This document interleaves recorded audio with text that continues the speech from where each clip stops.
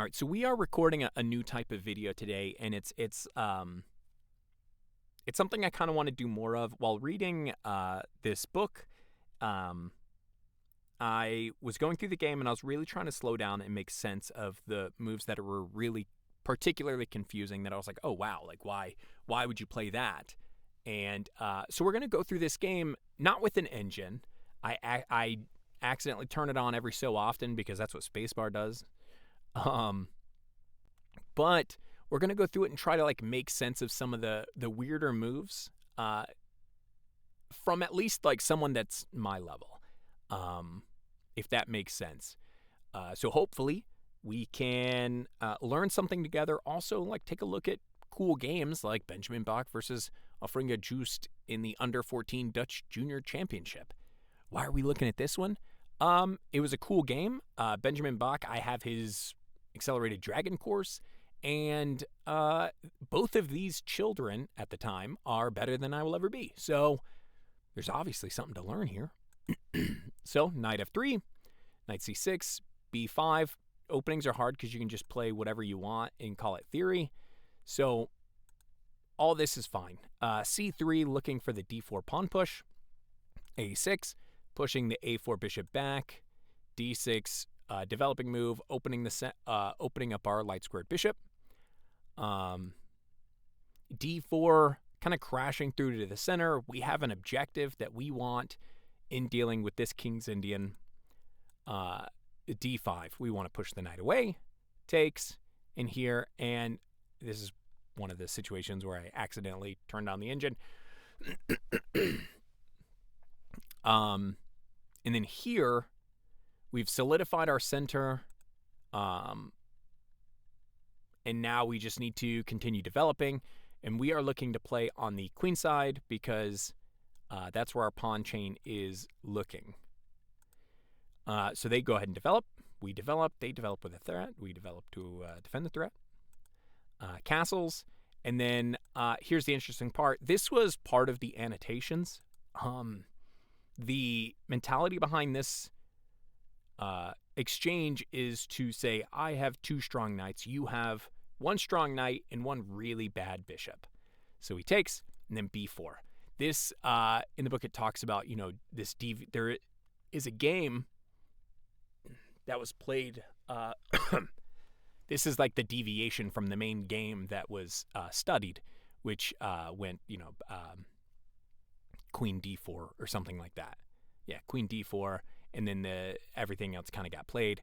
So b4, we're wanting to expand on the queen side. Completely understandable with how our pawn chain is going, taking some space.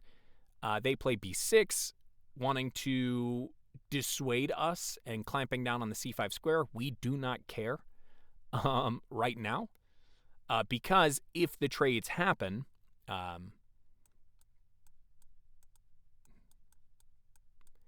and they have double isolated pawns. And then this is fine because our queen obviously protects. So c5, g7. I imagine Bach's opponent felt really squished here with not a lot of options. They need to break this idea. They need to open the center, so they need to attack the base of the pawn chain, which is kind of what Bach is doing on the queen side. And so knight to d2, basically go ahead and take it. I'm going to solidify. Solidifying, and because they've solidified on the king side, the opponent decides to start trying to play on the queen side. Queen b3. This was the first move that really slowed me down because everything else is it's understandable, right? Why did you play that here? Well, this move is obviously incoming after you go back. So why here? Why queen b3? I think it's because of this diagonal. You want to play on the queen side already. There's things we already know. You want to play on the queen side. You want to get the queen off the back rank. And as of right now, this is prime developing move time. And so where does the queen go? Well, here, you don't want to go here and lose the queen. This is a little bit passive, and where's the future here? If we go this way, again, kind of the same thing of, well, we're wanting to keep this closed anyway, right? So putting your queen on this file just for it to stay dead isn't the greatest. Whereas this one, you have a nice diagonal, and there's a possibility to get a discovered attack. Now, it doesn't super work because the queen infiltrates. Like if they b5, c5, and you take here, the queen's here, and you have a super advanced pawn. But it's they've actually also got a pawn, but it's complicated. Let's see. Here, no. Here, no. Here, no. Here, no. And the queen is almost trapped. So you wouldn't want to be here. That's for sure. So something like here. Queen, you can't go anywhere except here.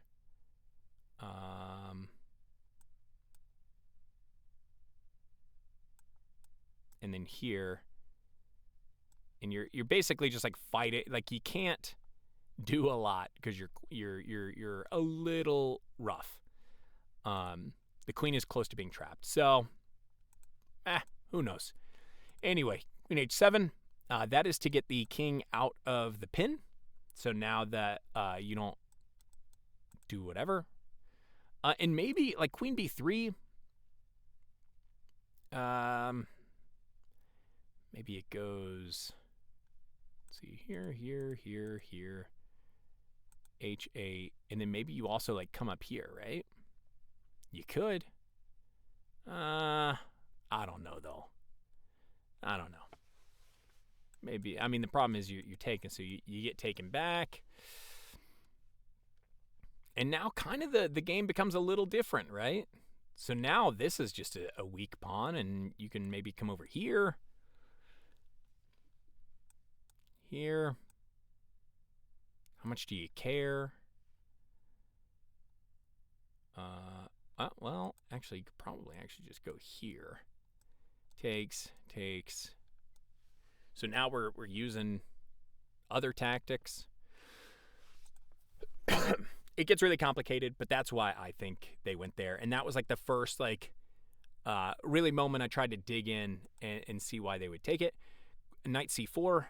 This is, the knight's not doing anything here.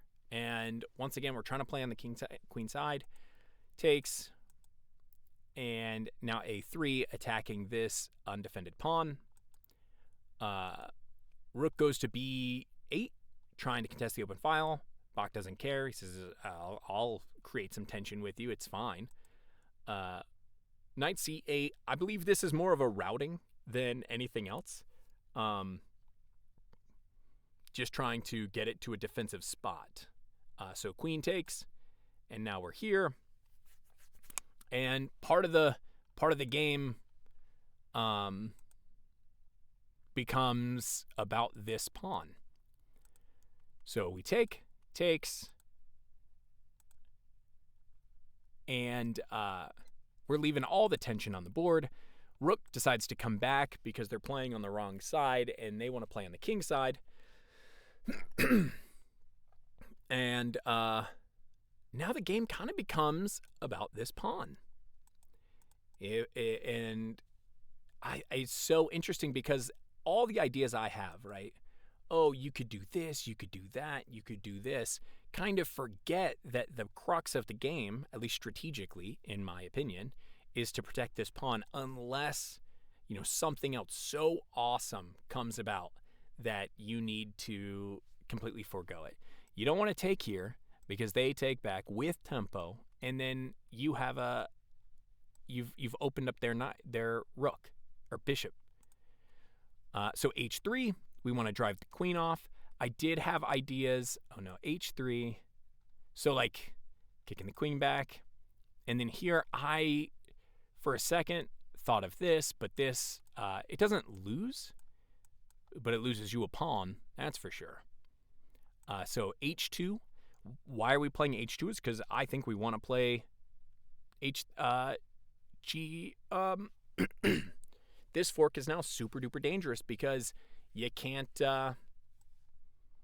It's not the same, right? We're not trading queens. You can't take all the rooks and everything. So now it's super dangerous. The queen has to go back. You still can't really play this anymore. So f3. In here, I start to feel the pressure. Okay, the obvious moves are it's hard to see what the most obvious move is, right? F3 or let's see, F4 was pretty difficult, but if we think about it, it's like, okay, well, what are we doing? We're attacking the pawn. And this is the crux of the game. So we're attacking that pawn. Okay, well, now we're kind of we're defending the pawn, right?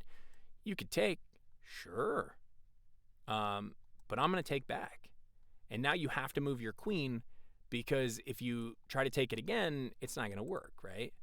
So let's see, takes. If you want to take with the queen, I'm up in exchange. I'm up in exchange, and now I'm going to come here. Now this pawn's hanging. So yeah. And now we're threatening another tactic. Again, we're trying to alleviate pressure off of this pawn. G5, F3. Maybe there's lift ideas. Maybe there's just getting more pieces into the game. A to F8.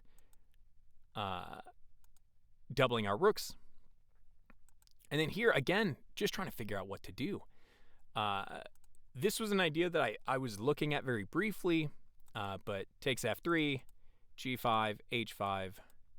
And this was kind of the continuation that I saw by moving this, is you're moving a key defender, and then if you try to keep defending,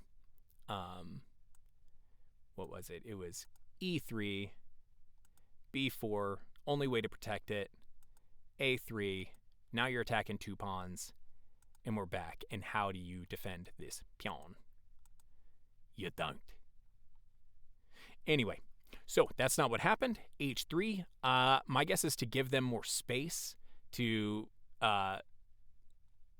So if they do a lift, you can bring the queen back. Create breathing room for their queen. And so now we liquidate. Okay. This is a pretty obvious, right? At least to me, it felt fairly obvious. Like, if you go back, we're going to start liquidating. Like, you go back, you're going to lose your queen. So you have to come down, takes here, and then here I'm pretty sure takes. I don't think trading both of your rooks, because that's checkmate. So, yeah. So oh, nope. Get out of there. You're obviously not a good move. Okay, so we liquidate. This knight is doing all the work. It's protecting everything. We're attacking down here. This is one of the few safe spots. Yes, you've and this is kind of the tough part, right? Yes, you've infiltrated, but it's hard to do anything with the infiltration, right? Protected, protected, protected, protected. This knight is just keeping you everywhere. So what are we doing, right? You can shuffle back and forth, sure, but this knight's also protected. So you just don't have a lot of options. This is protected. It's like, you see how everything is just, there's not a lot of good moves, which is why G8. So I don't, there is H6, which is something I briefly looked at, but H6 is good for this reason. And you're basically just starting to trade stuff off. Like, that bishop was useless anyway. We're looking at, I think it is, there's a x2, e5,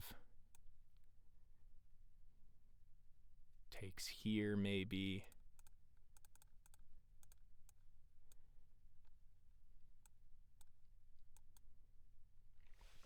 And then... Okay, anyway. So G8, so that was a good try.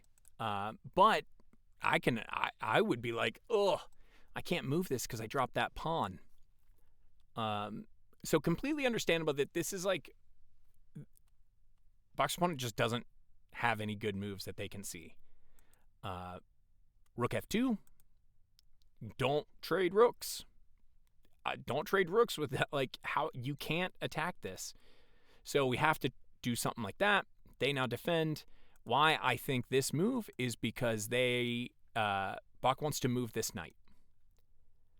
Especially after this kind of move, right? So this knight is holding the queen side together. And say they didn't, right? Say they were like, I don't know. Whatever move. Just do a move. The knight coming here would be really painful. Anyway, queen e2. Now they can move the knight. Oops. Opponent made a mistake. Because now they can trade the bishop. Or the rooks. Which Bach wanted to do a little bit ago anyway. So you have 2, and now we're bringing the kings to the center. We finally come off it. This would be disastrous now. So queen e2. Why can't they take? Well, I hope we all saw that immediately. Queen e2, and now we're just trying to get to the center. Forcing this pawn to move. Now, I don't, again, these are like I don't fully understand, but I just think it was a more, it's not a waiting move, but like, you're just controlling more squares.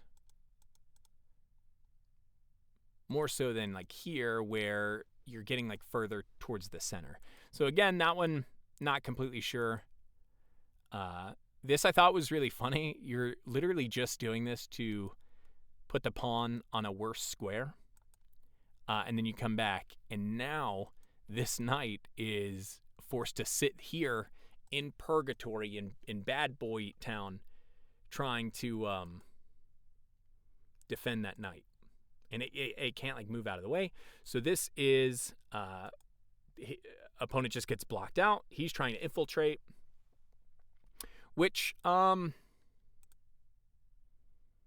not completely sure here. Here.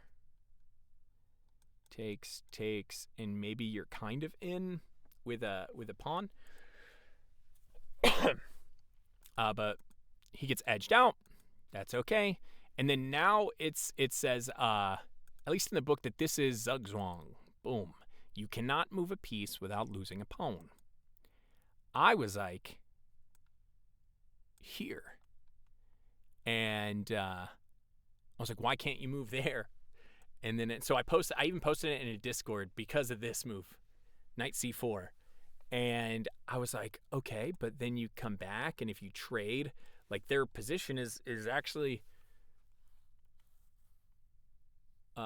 is better. It's fine. It's a draw in my head. But it's not, because this just forks 2 pawns. And I didn't see that at all. And other stronger people didn't see it. I thought a4, and you have to, it's like a passing the move. You have to pass the move. You can't go anywhere. You can't go anywhere. You're going to win this pawn. And so it's just unnecessary because it forced 2 pawns. Anyway, bishop b4, they decide to come here, and you can't save this pawn. So you lose a pawn. There you go. And so now we are a pawn up, and we want to liquidate, which I found very interesting. The technique here, right? And I struggled. Like, I was like, well, why would you do that? And it's because if you go after this pawn, it's going to pull you away from all of these pawns. So e3. Okay, you take. Sure. You gotta come this way. Okay. And I mean, coming this way would be fine, but now you're going to get stuck like this, right? Here, here, and then where do you go? Because I have opposition. So like here, here,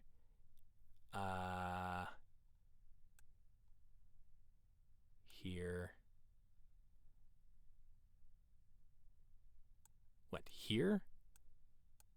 And I'm in, right? I've edged you out.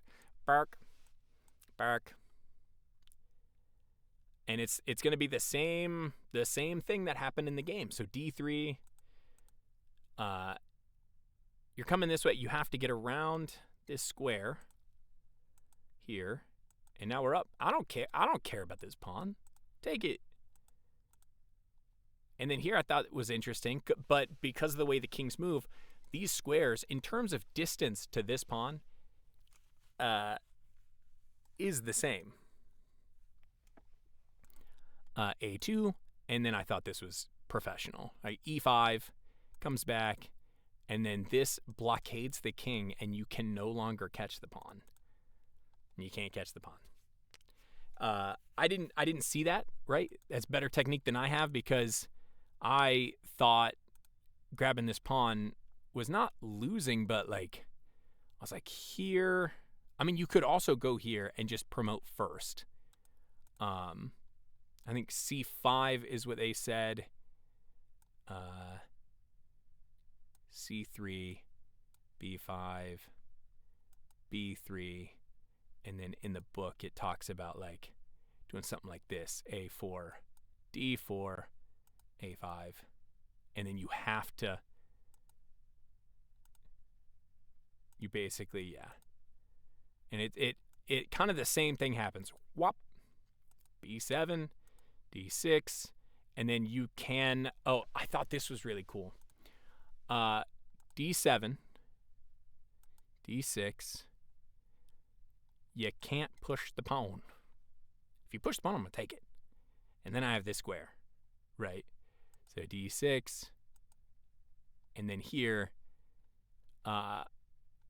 it's like, okay, well, if we, so here, let's say here, here, here, here, here, here, here, here, here, and it's completely even. But if you go here, you come her. And now, if you try, you can't, now this is winning for white. Because you can't push the pawn. Here. You lose the pawn. Here, here, here. And I think you might be able to, and this is like, I don't know, some kind of winning. Here, here. Yeah, I think here.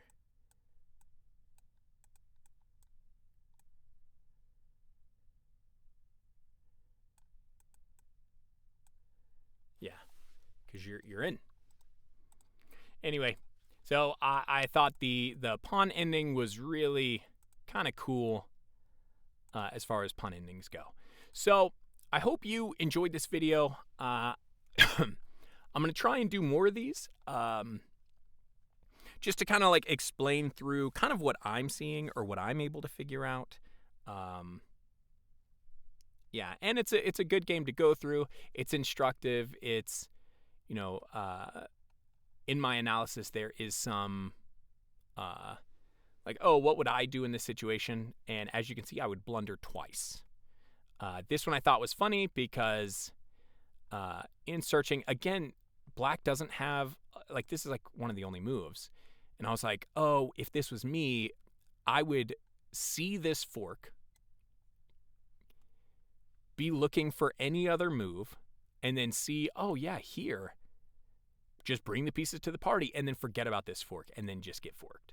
So there you go. There's the scuba blunder. And then here again, this blunder is once again kind of talking about like losing the plot of the game.